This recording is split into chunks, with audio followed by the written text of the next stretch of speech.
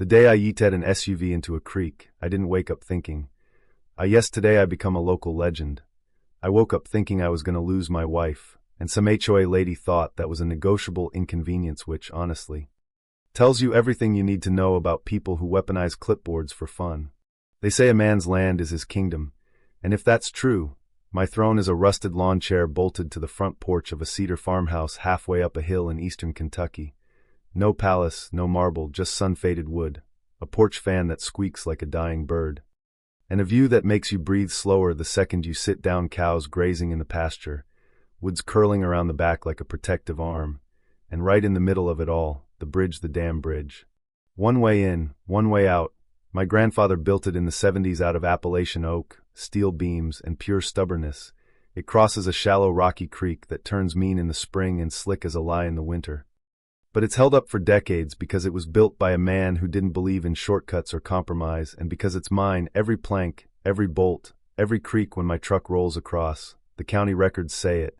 The survey pins say it. 3 generations of calluses say it. It stayed quiet for a long time. The kind of quiet you don't even realize you've been blessed with until it's gone. Then Echo Vista moved in across the creek. 27 identical modern boxes with solar panels, bamboo fencing, shiny SUVs lined up like they were posing for a brochure, and an HOA. Of course there was an HOA, sustainable community living, shared regional access, safety-driven planning, all the fancy ways of saying, we're here now, and we'd like to rearrange your life like it's a living room we just walked into. I knew trouble was coming when the first letter arrived, folded crisp, sealed like a wedding invitation, smelled like printer ink and entitlement, signed by Karen Gilmore, president of Echo Vista HOA. An actual Karen, which felt like the universe leaning into the bit. We would like to formally request a neighborly discussion regarding the use of your bridge as a secondary community exit. Secondary exit as if my bridge was an amenity, like a pool or a clubhouse, like the creek itself was just decorative water in their landscaping plan. Now I'm not a spiteful man. I've loaned out my tractor, pulled folks out of ditches, let hunters pass through when they ask like human beings, but that letter didn't ask like a human being. It asked like a policy manual. So I wrote back the old way, pen and paper, no email, no emojis. Just the truth. Private land.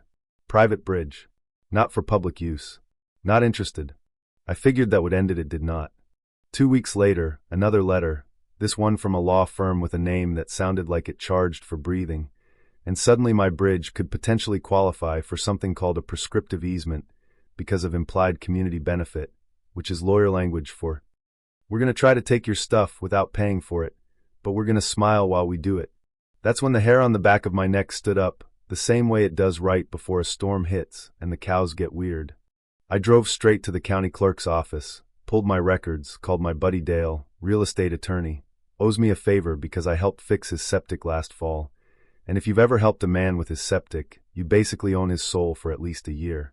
Dale went through everything with me. Deed was clean, boundary lines untouched. The bridge sat well inside my property on both ends. They don't have a case, he said. Then he paused, and that pause was the part that mattered. But Tom, if you ever let people use it, if you don't contest it, if you let it become a habit, they can build 1 inch. That's the part folks don't understand about rights. You don't just have them, you have to keep proving you mean it, because the second you get tired, the second you shrug and go, whatever, that's when someone shows up with a binder and starts calling your generosity a public resource. So I went on the offensive, not with violence, with signs, big aluminum ones at the foot of the bridge, private property. No trespassing. Not a public thoroughfare.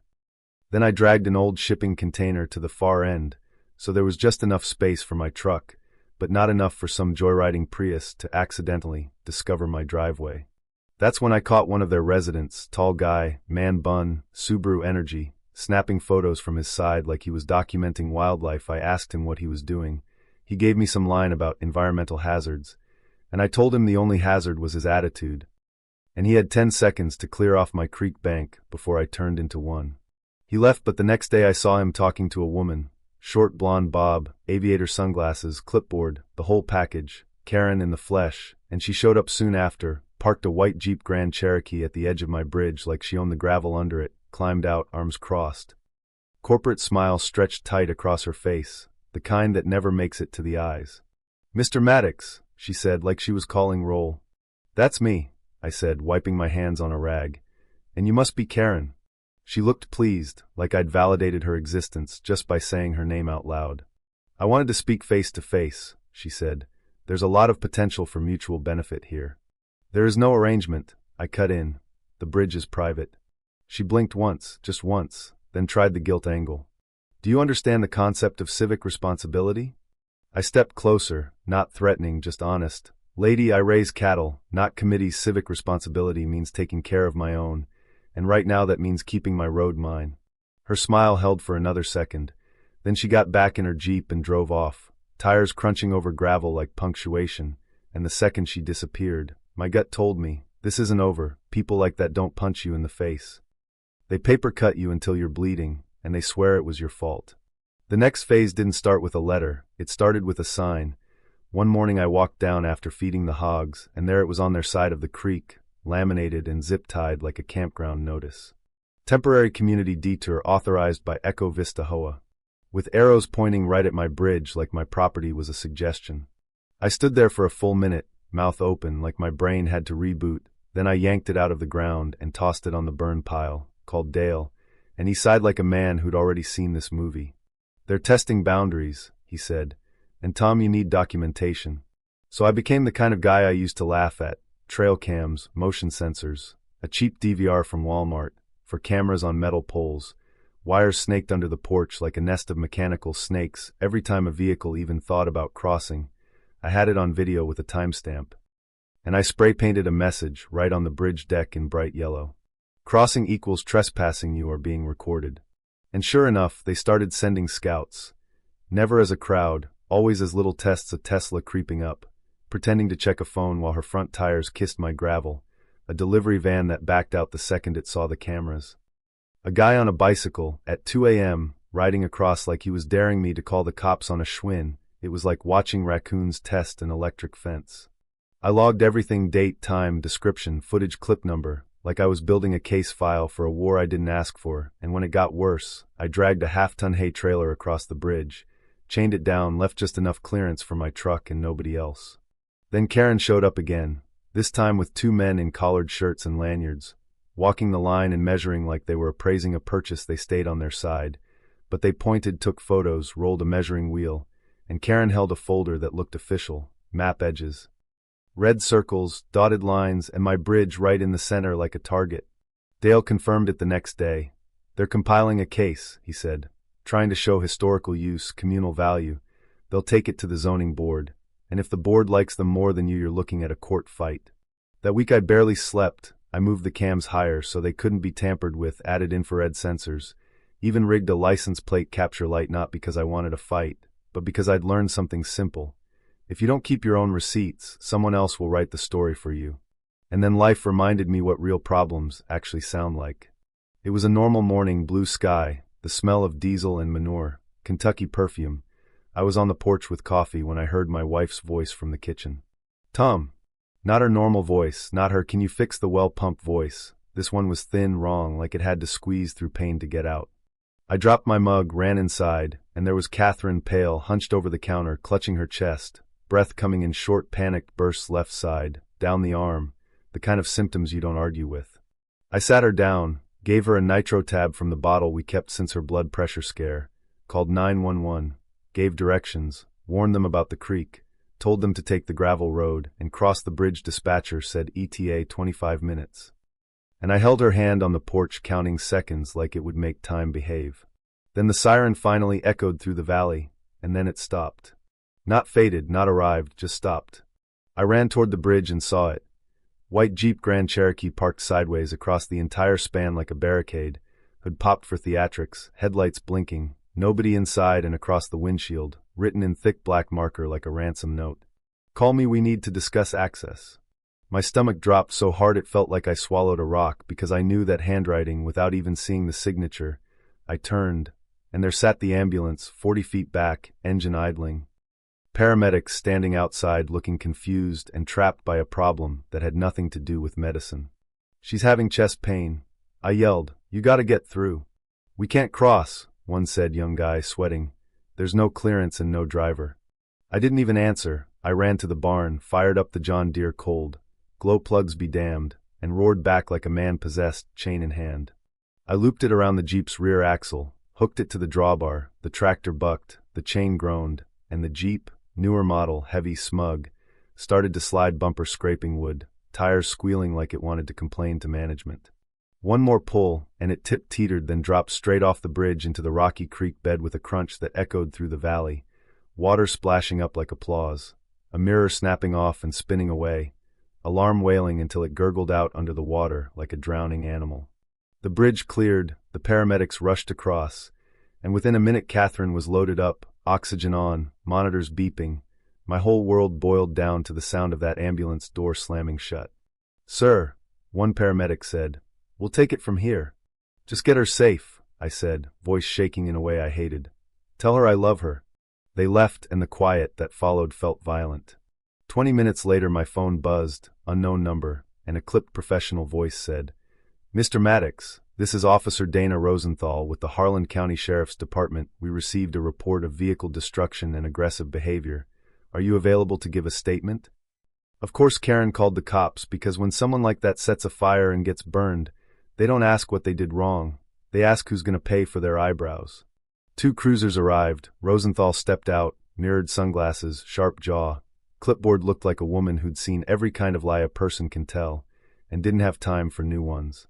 I told her the facts: medical emergency, blocked bridge, abandoned vehicle, no time, no choice. I moved the obstruction. She glanced toward the creek where the Jeep sat half submerged like a dead whale, glass glittering in the sun. "You know that's Karen Gilmore's vehicle," she said. "I figured," I said, after the windshield note. "She claims you destroyed her property out of rage," Rosenthal said, "and that you've been hostile toward the HOA." I stared at her. "I'm hostile toward trespassing and entitlement. I don't make threats, I make fences." A tiny smile flickered on her mouth. "Do you have video?" I almost laughed. "Ma'am, I've got a whole TV show." Inside, I pulled up the footage, clean angle, time-stamped, Jeep blocking the bridge, paramedics stuck, me waving, chain, tractor, the righteous descent into water. Rosenthal watched it all, arms crossed, then exhaled slow like she was filing Karen under unhinged. "That," she said, "is one hell of a defense." Later that day Dale called, skipping hello like he was sprinting. "She filed a civil claim," he said. 85 grand, destruction of property, emotional distress, the usual. "Good luck to her," I said. "My wife almost died." And then Dale's voice changed, like he was holding back laughter. "Tom, twist of the century, that Jeep isn't even in Karen's name." I blinked. "What?"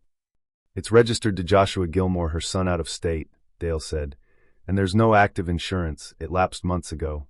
So she blocked an ambulance with an uninsured car that wasn't even hers, and then tried to sue me for saving my wife's life. You can't write stupidity that pure, it has to be lived."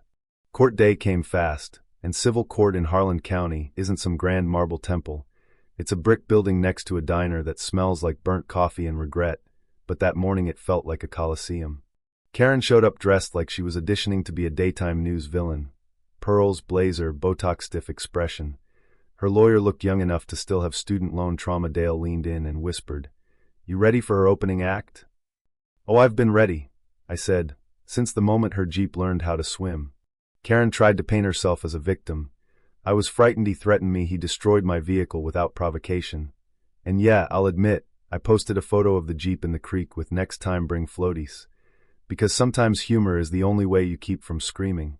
Then her lawyer pulled out their big gotcha, a yellowed historical survey claiming a route existed through my land decades ago, implying the bridge was a community connector, and the judge, Henley, old-school local guy who knew the hills, leaned forward and asked where it came from. Dale stood up and said, calm as Sunday, "Your Honor, we request a forensic review. The county seal appears duplicated. The signature stamp is pixelated. This looks digitally altered." Karen stiffened so hard I thought her pearls might snap. Her lawyer looked like his soul left his body to go file for unemployment. And while the clerk took the map back for review, Dale played our evidence like music. Footage of Karen walking away from the Jeep smiling with a folder in her hand. EMT audio saying they couldn't reach the patient. Medical records showing Catherine's diagnosis. Property overlays proving the bridge sat within my parcel. Registration showing the Jeep belonged to Karen's son. No insurance, and then the clerk returned with the forensic report. Judge Henley read it in silence, then looked up with the kind of irritation that makes grown men swallow hard. "This document," he said, Was printed on paper manufactured after 2005. It contains fonts created after 2000 and bears an electronically duplicated county seal council.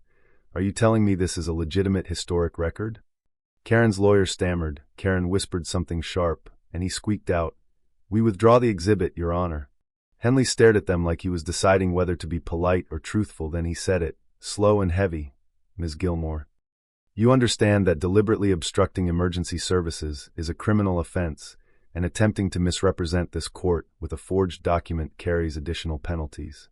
You could feel the room shift, like the air itself had decided which side it was on. Court recessed. Karen stormed out, and Dale lit a cigarette like a man celebrating survival. "Want the cherry on top?" he asked. "Always," I said. "The EMT is filing an official complaint," Dale said, "and the DA's office is looking at felony obstruction." The next morning, right after I finished shoveling cow mess out of the calf barn, because life doesn't pause for justice, I got the call from the assistant district attorney. "Open criminal investigation, obstruction, trespass, falsified documents. Do not engage directly with the defendant," she said. I hung up and just stood there, phone in one hand, pitchfork in the other, sweat dripping down my back, thinking, so this is what justice feels like. Not fireworks, not speeches, just a quiet door closing on someone who thought rules were for other people. 2 weeks later, Karen took a plea deal.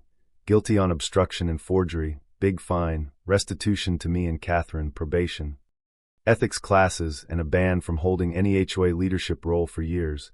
And when Dale told me the best part, Judge Henley declared on record that my bridge was private and not subject to communal access. Something in my chest unclenched that I didn't even realize had been tight.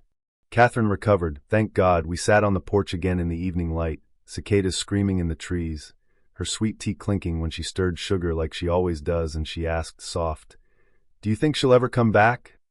"Not unless she brings scuba gear," I said, and Catherine laughed, real laughter, the kind you don't fake, and that sound felt like winning. I reinforced the bridge after that, not because I wanted to intimidate anybody, but because once you've watched how fast people will cross a line when they think you're alone, you stop believing peace is permanent. I poured concrete footings, upgraded cameras, installed retractable bollards, and the tone across the creek changed overnight. Hedges went up, meetings went to Zoom. Folks stopped strolling near my boundary like they were browsing a store aisle. And somewhere in the middle of all that quiet, the lesson finally settled in, not like a sermon, more like a bruise you keep bumping until you admit it's there. Power doesn't always come from money or titles or a board vote.